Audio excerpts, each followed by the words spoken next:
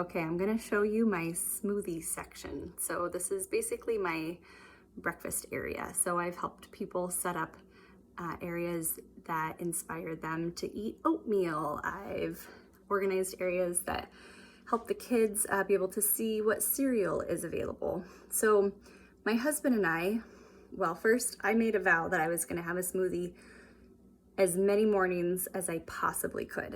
And then my husband got on board. And so I wanted to make it really easy for us to do this. And this has been years in the making. I did not have this in like a flash of inspiration.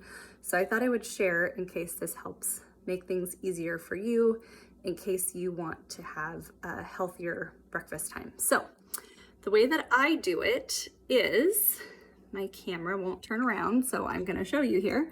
This is my smoothie counter. So I have the blender top, the blender, my protein powder, which by the way, this is my absolute favorite. I will post a link.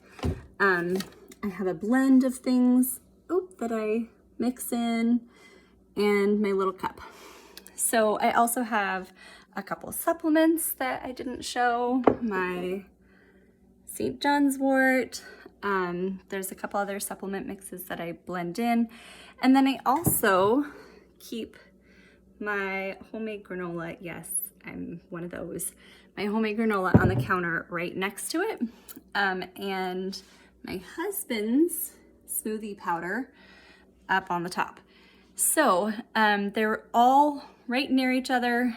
They're right near the fridge so that I can reach over, grab the frozen blueberries, grab the spinach, almond milk, whatever I feel like putting in there. It's all literally within 2 steps.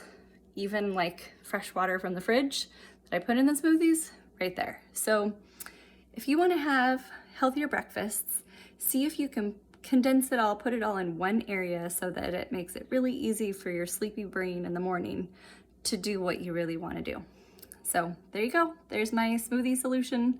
Let me know how it goes for you. Bye.